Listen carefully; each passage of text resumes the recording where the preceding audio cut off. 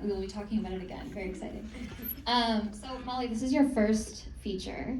Tell me a little bit about developing it, how this idea first came to you. Yeah, so I've been on lots of these holidays as a teenager. And on one of the holidays, I saw a blowjob on stage on a bar crawl. And I guess it wasn't until later in life that we kind of all got together and were like, did we see that? Yeah, that was weird. Why did we see that, and what did that effect have on all of us? And we kind of all recognised that we were uncomfortable but pretending to be like, woo, this is so great. And so that's kind of the genesis of the idea. And when you guys were all talking about those memories, how much of, when you were writing the script and putting it all together, how much were you pulling from those specific experiences? And because a lot of it feels super specific, but also like, I recognize my own girls' holidays in there too, and I'm curious what kind of, if you did any research or how you sort of put that all together. Yeah, lots of it is drawn from memory, but then we also did these amazing workshops where we went around the UK and talked to people about their holidays and consent and their concept of consent, and tried to make sure that it was up to date. And I guess the interesting and scary thing about it was that we were giving them scenes from the film, and they'd be like, we don't see any problem with this. And so we felt that, yeah, the conversation was still very relevant. That's very scary to hear. So Mia, tell me a little bit about when you first heard about the movie or received the script. What struck you about it? So I first received the script and I had to do a self-tape for the role. And in the self-tape, also I had a few scenes to do from the script, and Molly also asked for a TikTok video.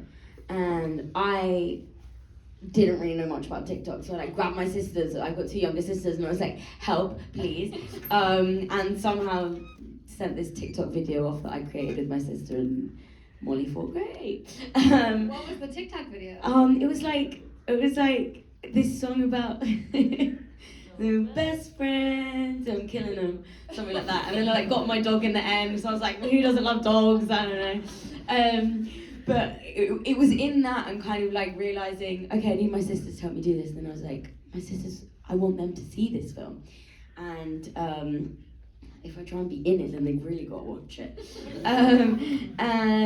it was just kind of, it was that, and then Molly's writing, obviously, like you get to see in the film, is so real, so honest. And that's what really I love to do and excites me, is to just try and be as human as physically possible when I'm playing a character. So yeah, I was blown away by Molly's script and really was hoping that she'd let me be in it. What struck you about Mia? How did you know that she was your Tara? She has this amazing ability to do something on the surface and also something underneath that's like contrasting. And I guess that is what the film is all about, is like the pretense and the kind of cover up of what we're feeling when we're teenagers. So yeah, we were really lucky. It was very early on in the tape. Mia's tape came in, and then we got to screen test it with like all the different actors and build that friendship very organically. Yeah, tell me about that, because today you were saying that you guys, the three of you, are actually really good friends. Did you know each other at all before the movie, or was that all just on set? No, yeah, we didn't know each other at all, but like Molly just said, we did a really long process of like screen testing with a lot of different actors, and so it meant, like particularly Lara, who plays Sky, we did a lot of chemistry reads together, so we spent months before we kind of even started the rehearsals for the film getting to know each other. And she's absolutely hilarious. I mean, in our first chemistry read together, I was on the floor laughing, honestly. And yeah, then we had this amazing rehearsal period before we even started filming. And it was like we'd all known each other, like all six of us. It felt like the minute we kind of got together, we just clicked. Yeah. So it was just about getting to know each other even deeper and deeper and deeper, which has been amazing. To your point about your performance, which is so incredible, I think I've seen the movie a few times now, and I think what strikes me each time is it's so true to life and it's so natural that I almost forget that you're performing. Like it's really, really sort of subtle in that way. And I'm curious if you can talk to me a little bit, both of you, about sort of tracking, because we meet Tara, she's this really sort of effervescent, happy person. Over the course of the film, her light gets really dimmed. and then at the end she kind of, you see this sort of spark back in her again, and I'm just curious if you can tell me about tracking her sort of stages over the course of the movie, how you play her in those different areas. Yeah, so we didn't film the film chronologically. So for me, in the, like kind of before we started rehearsals, I kind of drew out a timeline of the events of the film and where Tara was at mentally throughout, so that, you know, I had that with me all the time to kind of check in where she would be each scene that we were filming. And then again, in that rehearsal period, we were really lucky. We got to work on the scenes and figure out what kind of worked. But I think a lot of it we did on set, kind of figuring out what kind of came through, speaking about where we were at and what that meant, I think, if that makes any sense. Yeah, like where we'd been and where we're coming from, where we're going to next. And also because Mia and actually all the cast was so great, we got time, which was kind of a luxury that obviously doesn't often happen. So we ran these like experiments at the end of each scene, which was like, let's do it with no dialogue, or let's do it where you only talk about chips, or you know, whatever the experiment of the day was. I think there was one you were like, let's do it where you just only look at your feet. That just came back to me now. You just only look at your feet for the whole scene. I'm curious how much of it was sort of improvised, because the sort of dialogue and the dynamic feels so natural, and how much of it was you just said, okay, you know, go act like girls on holiday. We tried to free them up to kind of like allow everyone to speak in their own dialect and bring stuff to the table, like words and lines, but we quickly realised that if 6 people are improvising and you're trying to cover it in a very natural way, you end up with no scene because everyone's talking complete nonsense. Yeah, it kind of went out the window quite quickly, but at least like it was a free form set. It wasn't like you have to say exactly what's in the script. And you were just telling me outside that sometimes you would hype everyone up by yelling before each take. Can you tell me about that? Not yelling, but there is clips from the rushes where I'm like, yeah, and they're like, yeah, literally before, action. Yeah, before Molly would call action, if it's a scene that we had to be super hyped in, Molly would just literally that. So then we screamed back, and it was like this kind of like call and response situation or something, so that we start the film kind of like on this like, blah, blah, blah, blah. Yeah, just like be weird. I want to talk a little bit about the tone, because I think you achieved something really impressive, which is that it is really fun and joyful, and you feel the way these girls love each other, except for Sky a little bit. But then obviously it delves into this really dark place, and I want to talk about, or I want to hear about how you sort of towed that line and navigated writing that and filming that. Yeah, the idea was to always like bring some comedy into it, because otherwise it would be really, really dark. And I think often when we talk about these subjects, we tend to go very dark and have no relief in it. And I think that's just not true to real life. So yeah, we're trying to keep the realism in it, and in doing so, tracking the fact that you can be up and down, and you can go to a club and dance after the situations happen, because that's kind of what happens in reality. But like we said, we just sort of like kept an eye on like pluses and minuses on it, coming in and out of where we were in each scene, and understanding what that scene was doing to our emotion. And what also struck me too is this sort of really embedded but casual misogyny that just pervades the film and pervades our lives, right? Like, it's very subtle, like just watching it now where he says, you know, oh, no man's gonna be happy with you when she's playing the game and she's not doing a good job chugging the beer.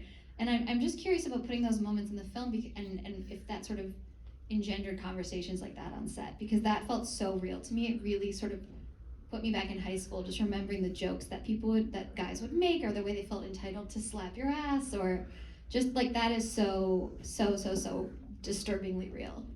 Yeah, it was a really subtle line to toe, because we didn't want to like lock men out of the conversation or make it too high. Like, yeah, it was very fine line to toe. And there's a naked lady prop hidden in each scene.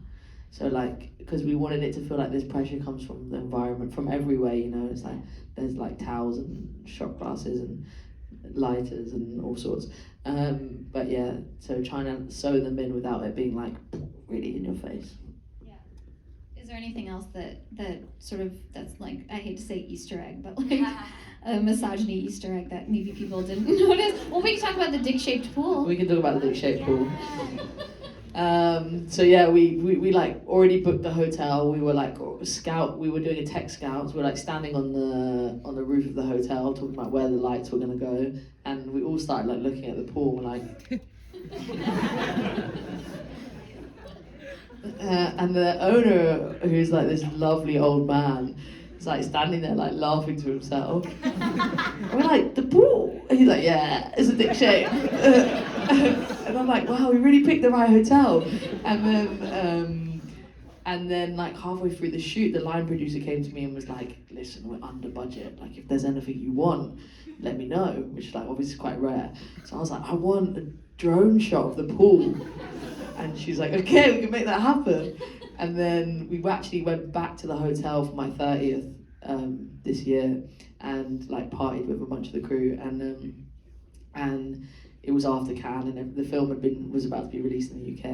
And the old man like came up to me and he's like, I hear the film's doing well, like we're really excited. And I was like, yeah, and the dick pool, it's in the film. And he starts crying. Yeah, he's like welling up. He's like, oh, so like a part of me is in the film. And I'm like, yeah, well, the whole hotel is in the film, but also the dick pool is. It's gonna be like a tourist destination now. People are gonna go to the dick pool. Yeah.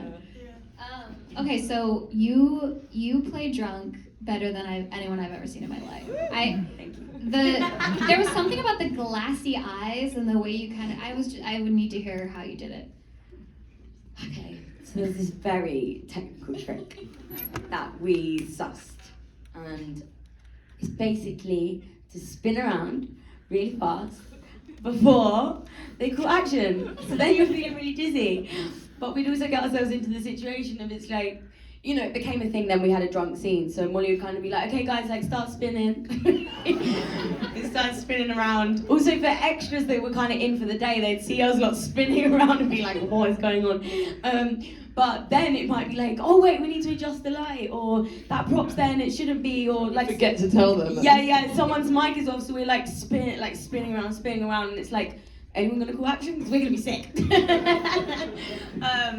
So yeah, that was basically our biggest trick of acting drunk, and it's really helpful. That's revolutionary. Yeah. We should make a supercut because we've got lots of footage of them. Like. You absolutely should. Yeah. You absolutely should. It's really good because it obviously knocks you off balance, and then right. You're off balance, so then you're like, whoa. Like I felt drunk and then hungover watching the movie. It was that convincing. Yeah. Tell me about, so you, as we saw at the credits there, you wrangled an impressive amount of extras for this film. And I'm curious about the logistics of, you know, getting hundreds of people together in these clubs and being like, okay, you're all wasted. Like, tell me about what that was like for both of you. Yeah, it was chaos. We shot all the party scenes in the first 2 weeks because everyone was leaving the island to go back to the mainland. So we had to like just commit and shoot them very quickly because it was winter when we were shooting as well. So like day 2 we had 250 extras, and like I just hadn't thought about what that meant really, which means like it was so loud because even them 250 people trying to be quiet is loud, and then so like trying to think within that, we hadn't really figured out what we were doing yet, like how to make a film, what directing was. It was like a bit loose,